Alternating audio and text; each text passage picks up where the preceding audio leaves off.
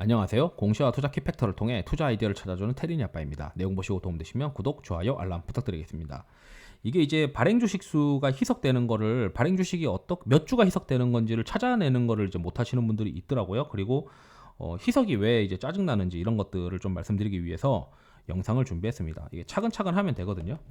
우선 보시면 최근 발행된 분기 또는 반기 또는 사업 보고서에서 발행된 사채 및 우선주를 확인을 해라라는 얘기가 있고, 그리고 확인된 내용에서 최근 날짜까지 변경 및 변동된 내용을 반영을 하면 됩니다.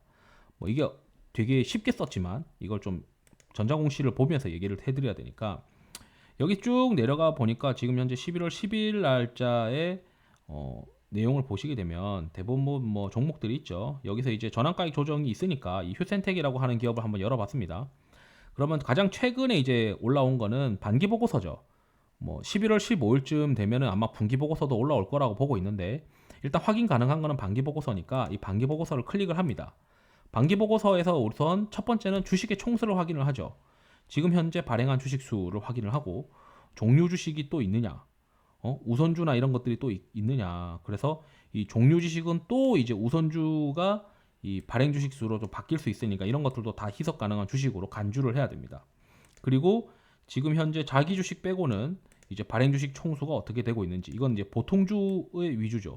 이 보통주에다가 이 종류 주식이 또 합쳐지는 거니까 합쳐질 수 있다라는 걸 이제 알고 있어야 되고, 그 다음에 여기 재무에 관한 사항에서 이 7번이 있어요. 7번이 이제 감자랑 증자 뭐 이런 것들 현황인데, 일단 여기 공시는 희한하게도 원래는 6월 말까지 기재를 해야 되는데 이 8월 12일까지의 기준일을 가지고 8월 12일 기준으로 4회차가 발행되어 있다라고 지금 되어 있습니다. 그렇다면 이렇게 이제 뭐 원래는 원칙상 6월 말까지의 기준을 적어야 되는데, 이 회사는 좀 독특하게 보고서를 제출하는 반기 보고서를 제출하는 그 시점에 해당하는 기준일을 가지고 일단 공시를 했으니까, 일단 뭐 8월 12일 이후에 공시를 다 뒤져보면 되겠죠.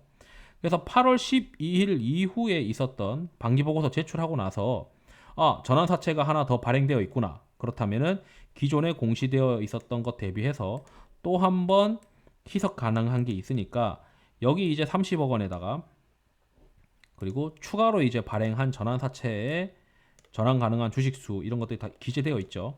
이런 것들도 다 해서 지금 추가로 희석되는 주식수가 얼마가 되는지 이런 것들을 또 확인하면 되는데, 재밌게도 이제 전환사채 발행 결정의 맨 최근에는 이렇게 기발행 전환사채랑 최근에 이제 신규 발행 전환사채권 이렇게 정리가 되어 있으니까 이런 것도 보면 됩니다. 그래서 희석 가능한 주식수가 있고 기발행 주식수도 여기 딱 기재가 되어 있죠.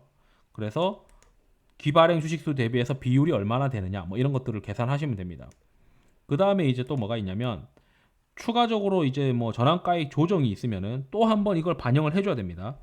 또 한 번 업데이트를 해줘서 5회차 전환 사채의 전환가액이 더 낮아졌겠구나, 이렇게 이제 반영을 해서 여기 조정 후 전환 가능한 주식수를 산정을 하는데, 이제 틀을 잘 만들어야겠죠. 틀 같은 경우는 이 반기 보고서에 여기 그 재무에 관한 사항에서 이 부분을 이제 드래그 해가지고 엑셀에다 집어넣고 여기다 한 줄 더 넣고 5회차도 기재를 하면서 발행일 만기를 이제 손으로 쳐가면서 이 전자등록이랑 남은 거 이제 전환 비율해서 지금 전환 가능한 주식수도 전환가액을 이제 바꿔가면서 기재를 해주는 거죠. 지금 현재 이제 4회차는 이제 전환가액이 조정된 거 없고, 여기 보니까 5회차만 지금 전환가액이 조정되어 있으니까 5회차만 지금 해주면 되고, 여기 이제 증권의 발행 결과 공시를 계속 봐야 됩니다. 이게 5회차를 발행했다는 거고, 이거는 또 몇 회차를 발행한 거지? 이걸 이제 3자 배정 유상증자로 추가로 이제 또 주식이 발행되어 있다. 이 상환 전환 우선주가 이제 또 되어 있다. 뭐 바뀌었다라고 이제 되어 있는 것 같습니다. 그래서 유상증자 결정 보니까 상환 전환 우선주를 발행을 했네요. 그래서 상환 전환 우선주도 결국에는 이제 결국 신주로 이제 들어오면서 보통주가 될 수 있는 주식이니까 그런 것들을 다 고려를 해서 여러분들은 이제 산정을 해야 된다. 그래서 기존에 있는 스토리대로 다 업데이트하는 거고, 이게 다 귀찮다, 지금 현재 기준으로 지금 이게 다 귀찮다라고 하시는 분은 9월 말 기준, 이 9월 말 기준으로 이 증권이 다 발행되어 있으니까 9월 말 기준으로 그 분기 보고서가 아마 올라올 거예요. 그 분기 보고서에 여기는 좀 독특하게 원래는 9월 말 기준으로 기재를 해야 되는데 뭐 반기 보고서도 뭐 제출일 그때쯤에 어떤 기준일로 이 증권의 발행에 대해서 이 업데이트를 해줬으니까 뭐 이 기업의 특성이긴 한 것 같은데, 일단 보통은 9월 말 기준으로 업데이트를 해서 분기 보고서가 올라옵니다. 그러면 9월 30일 이후에 있었던 사건들을 추가로 반영을 해주면 돼요. 전환사채 발행이 뭐 이제 여기 보니까 3회차 거가 뭐 정정된 거니까 이거는 신규 발행은 아닌 것 같은데, 납입일을 또 봐야 돼요. 이것도 납입일이 언제냐? 납입일이 이제 내년이니까 이거는 3회차가 내년에 이제 발행될 수 있는 상황으로 남아 있는 겁니다. 아직 납입은 된 건 아니고. 그래서 이런 것들을 다 체크를 해서 전환가액 조정이 된 것까지 다 체크를 해서 업데이트 해줘야 되는데, 그래서 이게 약간 노가다예요. 한눈에 확인할 수 있는 건 없고, 그 분기나 또는 반기 보고서 또는 사업 보고서부터 시작을 해서 그 뒤에 있었던 스토리들을 다 반영을 해서 따로 이제 엑셀을 관리를 해야 되는 게 이제 그 희석 가능한 주식수를 산정하는 걸 하는 겁니다. 어디 나오지 않아요. 다 이렇게 분기 반기 보고서에서 스토리를 찾아가면서 업데이트 하는 겁니다. 그리고 나서 이 이제 제가 이게 짜증나는 이유가 뭐냐면, 발행 주식 희석을 극복하기 위해서는 이 그에 걸맞는 순이익 증가가 필요하다는 거죠. 예를 들어 여러분들의 총 발행 주식 수가 있으면 기존에 이제 벌어들였던 회사에 이익이 있고, 그 이익을 가지고 주당 순이익을 우리가 계산을 한다고 가정을 했을 때, 그러니까 직관적으로 이런 건데, 주당 순이익이 1,000원인데 이게 900원까지 떨어질 정도로 주식이 많이 발행되었다. 예를 들어 유상증자의 경우, 삼자 배정 유상증자의 경우에는 10% 할인된 가격까지, 산정된 가격에서 10% 할인된 가격으로 들어오죠. 좀 더 낮은 가격에 들어오고, 그 다음에 이제 주주 배정 같은 경우에는 뭐 20% 30%씩 할인되고 하는데, 어쨌든 이제 주당 순이익을 계산을 했을 때 이만큼 낮아진다고 가정을 합시다. 예를 들어 800원까지 낮아진다고 하면은 이게 주당 순이익은 200원이 떨어진 거지만, 실제 회사가 극복해야 되는, 오너가 이제 이러한 의사결정을 통해서는 이 주주한테 동일한 효과, 주식이 더 발행되더라도 동일한 효과를 거두기 위해서는 25%의 순이익 증가가 동원돼야 된다는 거죠. 예를 들어 뭐 발행 주식 수가 더 많아져서 주당 순이익이 1,000원에서 한 700원까지 떨어지는 상황이 됐다고 하면 회사가 42% 이상의 어떤 이익 증가가 발생을 해야 되는데, 실제 이제 과연 코스닥 기업들이 이만큼 이제 주당 순이익이 발행 주식 수가 많아져 가지고 아작을 냈을 때 과연 이 정도 순이익 증가율을 그 오너가 달성할 수 있는 능력이 있는 회사냐라는 의문이 저는 항상 있습니다. 그래서 이제 희석이 너무 많은 기업의 경우에는 가급적 하지 말라는 이유가 이런 거예요. 과연 그 오너는 자금 조달하는 것만큼 시장 참여자들, 시장의 장내 매수를 통해서 들고 있는 기존 주주들의 목표에 맞게 42%나 25%나 11%만큼의 이익 증가율을 달성할 수 있는 경영 성과를 내느냐 하는 건데, 그 돈만 있다고 항상 이 순이익 증가를 달성할 수 있는 게 아니기도 하고 하다 보니까 저는 이제 항상 그 의문이 있는 거죠.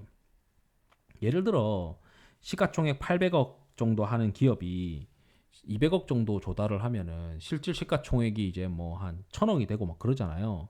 그런데 과연 시가총액 800억 하는 기업이 이익이 이제 빤하잖아요. 나올 수 있는 이익이 뭐 잘해봐야 PR 10배면은 이제 뭐 80억 정도 영업이익 이제 버는 기업일 텐데, 80억 정도 순이익 정도 버는 기업일 텐데, 과연 그 기업이 200억 정도 주고 사가지고 뭐 비상장에 얼마나 대단한 회사를 싸게 사는지는 모르겠지만 뭐 200억 주고 살 수 있는 기업으로 순이익 증가를 할 수 있는 경우가 얼마나 되겠냐는 거죠. 그렇게 돈을 많이 버는 기업이 과연 비상장 기업이 그 상장사한테 팔겠냐는 겁니다. 그러니 대부분 이제 코스닥 기업들이 그 뭔가 신사업을 통해서 기존에 있는 밸류에이션을 좀 할증받기 위해서 시장에서 지금 좋아하는 것들을 자꾸 살려고 하는 게 이제 저는 좀 의문이긴 한데, 어쨌든 이 자금 조달을 통해서 뭔가 타법인 출자를 통해 순이익을 증가를 해야 되는 경우에는 이만큼 희석돼도, 만약에 1,000원짜리 주당 순이익이 800원까지 희석될 만큼 주당 순이익이 떨어졌을 때 25% 이익 증가해봐야 본전이라는 거죠. 그러면은 30% 40%씩 이익 증가를 해야 되는데, 돈 몇백억 투자해가지고 과연 회사의 이익 증가가 뭐 40% 50%씩 나오는 거냐라는 겁니다. 그건 절 잘 모르겠다는 거죠. 그런 거를 한번 고민을 해봐야 돼요. 최소한 시장에서 1,000억짜리 기업이 200억 정도 조달하거나 뭐 800억짜리 기업이 200억 조달했을 때 뭐 80억을 벌든 100억을 버는 회사였다고 가정을 하면 순이익이 한 40억, 50억씩 증가하는 기업을 돈 200억 주고 살 수 있냐는 겁니다. 비상장에. 그런 기업들이 잘 없다는 거예요. 그러니 이제 자금 조달해봐야 그 코스닥 기업 오너들은 본전도 이 정도 이제 만약에 주당 순이익이 희석이 됐다고 하면은 이 정도를 채울 수 있을 순이익 증가를 달성할 수 있는 경영 성과를 내는 경우가 거의 드물다는 거죠. 제가 봤을 때는 경험상. 그러니 이제 코스닥이든 뭐 유가증권이든 주당 순이익이 이만큼 희석되고 전환가액 조정이 계속 발생되면서 희석 가능한 주식 수가 점점 늘어난다고 가정을 하면 그런 상황에서 과연 순이익 증가율을 이거 뭐 순이익이 시장에서 기대하는 만큼 이만큼씩 이렇게 25%, 42%씩 이렇게 증가하는 경영 의사 결정이 나와도 본전인데 되겠냐? 항상 이런 고민들을 많이 합니다. 그러다 보니까 정말 이제 뭐 이 정도로 이직 증가가 될 수 있는 어떤 기업들에 대해서는 대부분 또 기관 투자자들이 좀 붙는 경향인데 잘 없는 것 같아요. 기관 투자자들도 그래서 실수하는 고민해야 되는 거는 희석 많이 되면 희석되는 만큼 주당 순이익이 그만큼 극복이 되느냐. 근데 잘 없다. 경험상 잘 없더라. 그래서 이런 것들을 한번 고민해 보면 좋을 것 같습니다. 그래서 이제 발행 주식이 많아지게 되는 경우에는 분기 반기 보고서에서 그 확인한다는 거는 이제 여기 뭐 예를 들어 뭐 기업이 있다고 하면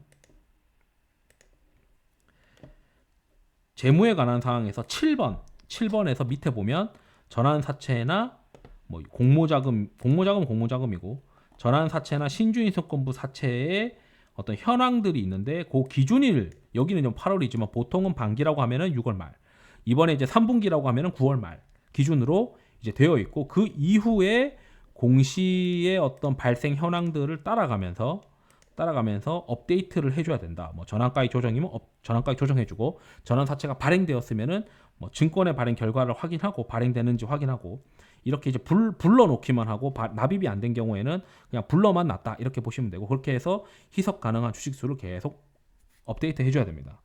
그러다 보면 이제 전체 발행 주식 수 중에서 얼마나 이제 희석이 되고 그리고 이제 주당 순이익이 얼마까지 깎일 수 있는 이론적인 근거가 있는 기업이냐 그렇다면은 이 기업이 얼마나 이익을 내봐야 본전치기 되는 거냐 이런 것들이 이제 눈에 보이죠. 그러다 보면 이제 전환사채에 많이 있고 희석 가능이 많이 되거나 뭐 삼자 배정 유상증자 자주 발행하면서 삼자 배정 유상증자는 또 현재 이제 삼자 배정 유상증자 발행 그 가액 기준이 있어요. 그 기준에 따라서 예를 들어 뭐 그 기준에 따라서 10% 할인된 가격으로 또 할 수 있으니까 결국 이제 돈 왕창 있으면은 그 전환사채나 유상증자 들어와 가지고 싼 값에 주식 사 가지고 내다 파는 이 전략들만 하는 이제 FI 투자자들이 있는데 그 FI 투자자들만 좋지 장내 매수 투자자들은 거의 불리한 경우가 많더라. 그게 뭐 이 기업을 지칭해서 얘기하는 게 아니고 대표적으로 그런 게 많고 그런 이유가 이만큼 희석되면 이만큼 이익을 내봐야 본전인데 그 이익을 못 내더라는 거죠. 경영하는 의사결정을 대부분 보면. 그러니까 뭐 200억, 300억 줘가지고 순이익 뭐 40억, 50억 내는 기업들 사기 쉽지 않다는 거다. 그게 이제 제가 그 코스닥 기업들 시가총액 1000억이든 2000억이든 뭐 그런 기업들 가만히 보면 그렇더라. 그런 모습들을 많이 보게 됩니다. 또는 이제 뭐 신규 시설 투자하거나 뭐 운영 자금으로 쓴다고 해도 그 운영 자금 쓴다고 해서 갑자기 회사의 이익이 뭐 20% 30%씩 그 자금 조달로 인해서 점프업 하느냐 그런 경우 잘 없는 것 같아요. 대부분 그 돈 받아가지고 그냥 회사 유사시 대비하는 현금 자산으로 이제 쌓아두는 격이 대부분이더라. 이렇게 말씀드리면서 이 희석 매는 만큼 이 코스닥이든 유가증권의 그 경영을 의사결정하는 임원들은 항상 이만큼 이익 증가율을 내봐야 본전치기니까 더 내야 됩니다. 근데 그 더 내는 게 쉽지 않기 때문에 자금 조달을 항상 고민해야 되는데 결국 재무적 투자자들을 위한 잔치일 뿐이다.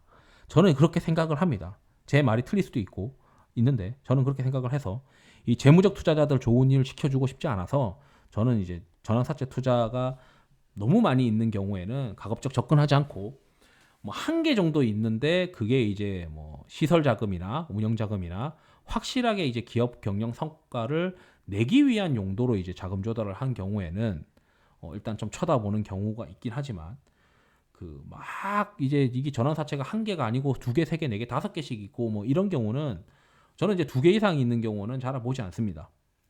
그래서 뭐 이렇게 많이 희석돼 봐야 이 정도 이익 증가를 그 시가총액이 작은 기업들이 경영 여력이 없다고 저는 판단을 하기 때문에 항상 이제 그 전환사채 투자자들이나 뭐 요즘은 이제 전환가액 조정이 계속되고 있지만 앞으로 이제 뭐 12월부터 이사회 하는 경우에는 전환가액 조정이 다시 돌아올 수 있으니까 좀 이제 이렇게 이제 경영 의사결정이 뭐 25%씩이나 40%씩 이렇게 순이익이 증가 못 하더라도 희석 가능한 요인들이 좀 떨어지게 이제 만들어 놨는데 제도상으로 그런 부분들은 좀 다행이긴 하지만 여전히 이제 뭐 삼자 배정 유증이나 이런 제도들은 다 활용되고 있기 때문에 잘 고민을 하셔야 될 것 같아요. 이만큼 이제 주식 수가 많아지면 이만큼 경영 성과를 내지 못하기 때문에 주가는 거의 뭐 그 많아진 주식 때문에 눌려서 떨어질 가능성이 높다. 이렇게 좀 말씀드리면서 영상을 마치도록 하겠습니다. 투자에 도움이 되시길 바랍니다. 감사합니다.